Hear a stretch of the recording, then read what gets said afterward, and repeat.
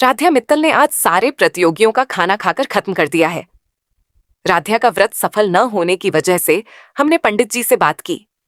उन्होंने कहा कि अगर प्रथम की सुरक्षा चाहते हो तो राध्या को 10,000 एक दिए जलाने होंगे।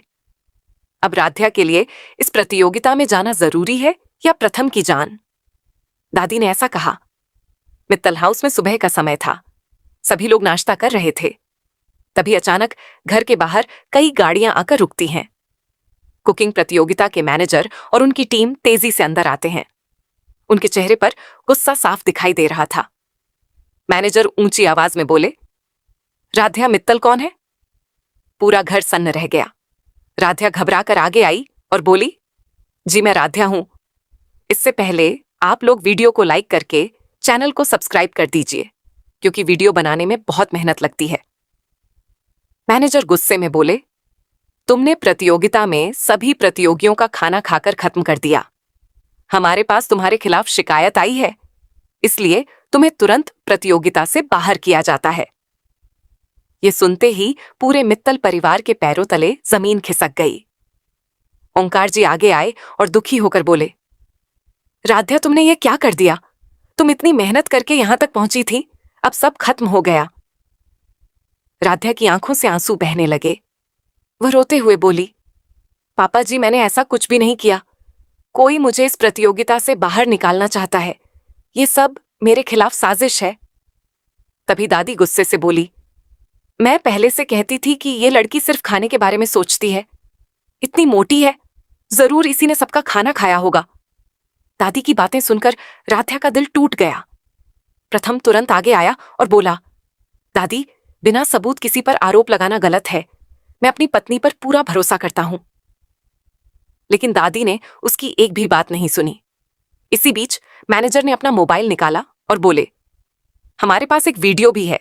इसमें साफ दिखाई दे रहा है कि एक लड़की सभी डिशों के पास घूम रही है। सभी लोग वीडियो देखने लगे। वीडियो धुंधला था।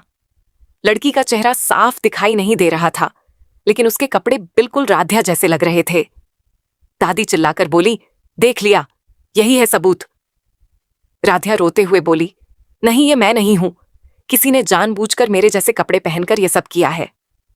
ओंकार जी अब उलझन में पड़ गए। उन्हें समझ नहीं आ रहा था कि किस पर भरोसा करें। तभी घर की बहू धीरे से मुस्कुराई। उसकी मुस्कान किसी ने नहीं देखी। असल में यह पूरी साजिश उसी और उसके एक साथी ने रची थी। उन्होंने पहले ही राध्या जैसे कपड़े खरीदकर एक लड़की से यह वीडियो बनवाया था, ताकि शक राध्या पर जाए। लेकिन उन्हें यह नहीं पता था कि प्रतियोगिता के हॉल के बाहर लगे एक दूसरे कैमरे में पूरी सच्चाई रिकॉर्ड हो चुकी थी। उधर प्रतियोगिता की आयोजक टीम भी मामले की दोबारा जांच शुरू कर देती है। रात को राध्या अपने कमरे में बैठकर रो रही थी। प्रथम उसके पास आया और बोला, मुझे तुम पर भरोसा है। अगर तुमने कुछ नहीं किया है तो सच जरूर सामने आएगा। राध्या बोली, मैं अपनी बेगुनाही साबित करके रहूंगी। जिसने भी ये साजिश की है उसका सच सबके सामने लाऊंगी। उसी समय प्रतियोगिता के सुरक्षा विभाग का एक कर्मचारी मैनेजर को फोन करता है और कहता है, सर हमें पार्किंग वाले कैमरे की रिकॉर्डिंग मिल गई है। इसमें एक बहुत बड़ा राज छिपा है। मैनेजर हैरान होकर बोले, रिकॉर्डिंग तुरंत मेरे ऑफिस भेजो। रिकॉर्डिंग शुरू होती है। वीडियो में एक नकाब पहने महिला राध्या जैसे कपड़े पहनकर प्रतियोगिता स्थल में जाती दिखाई देती है। मैनेजर की आंखें खुली की खुली रह जाती हैं। अब उन्हें समझ आ जाता है कि राध्या पर लगाया गया आरोप शायद झूठा है। लेकिन वह नकाबपोश महिला कौन थी? अगली सुबह मित्तल हाउस में किसी की भी रात ठीक से नहीं बीती थी। राध्या पूरी रात रोती रही, लेकिन उसने हार मानने के बजाय सच सामने लाने का फैसला कर लिया। उधर प्रतियोगिता के मैनेजर अपने ऑफिस में पार्किंग की सीसीटीवी रिकॉर्डिंग ध्यान से देख रहे थे। वीडियो में साफ दिखाई दे रहा था कि एक नकाबपोश महिला राध्या जैसे कपड़े पहनकर अंदर जाती है। कुछ देर बाद वही महिला पीछे के गेट से जल्दी जल्दी बाहर निकलती है और एक काली कार में बैठकर वहां से चली जाती है। मैनेजर बोले, लगता है हमने बहुत बड़ी गलती कर दी। पहले पूरी जांच होगी, उसके बाद ही कोई फैसला लिया जाएगा। इसी बीच एक कर्मचारी तेजी से मैनेजर के कमरे में पहुंचा और बोला, सर हमें एक और सीसीटीवी रिकॉर्डिंग मिली है। यह रिकॉर्डिंग प्रतियोगिता स्थल के पीछे वाले रास्ते की है। मैनेजर ने तुरंत वीडियो चलाया। वीडियो देखते ही उनके होश उड़ गए। उसमें साफ दिखाई दे रहा था कि नकाबपोश महिला अकेली नहीं थी। उसके साथ एक बुजुर्ग महिला भी थी जिसने अपना चेहरा पूरी तरह ढक रखा था। जब वीडियो को बार बार ध्यान से देखा गया तो उस बुजुर्ग महिला के हाथ में वही खास कड़ा दिखाई दिया जो हमेशा दादी पहनती थीं। मैनेजर तुरंत बोले, इस मामले की जांच अब और गहराई से होगी। किसी भी आरोपी को छोड़ा नहीं जाएगा। उधर मित्तल हाउस में दादी बिल्कुल शांत बैठी थीं, लेकिन उनके मन में एक बहुत बड़ी चाल चल रही थी।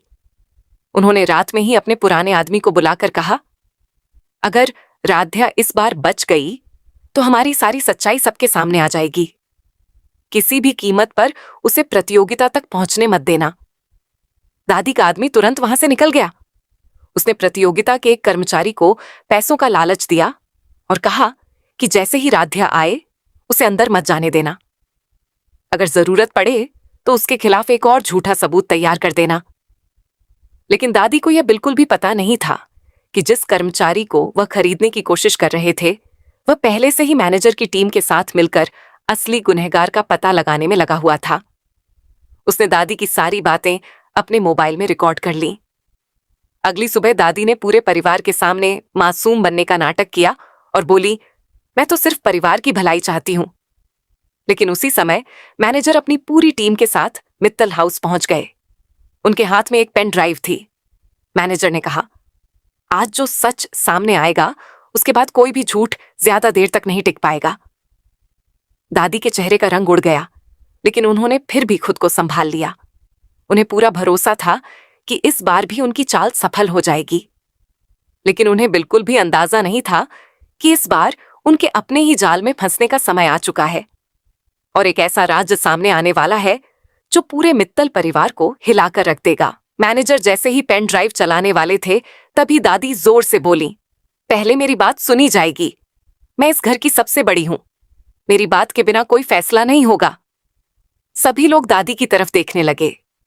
दादी ने मासूम बनने का नाटक करते हुए कहा, राध्या का भाग्य इस समय बहुत खराब चल रहा है। मैंने पंडित जी से बात की थी।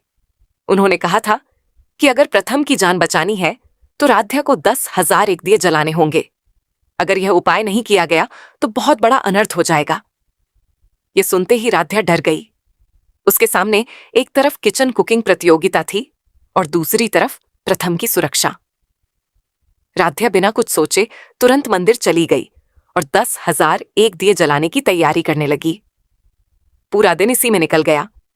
उधर किचन कुकिंग प्रतियोगिता शुरू हो गई। आयोजक बार बार राध्या का नाम पुकारते रहे, लेकिन वह कहीं दिखाई नहीं दी।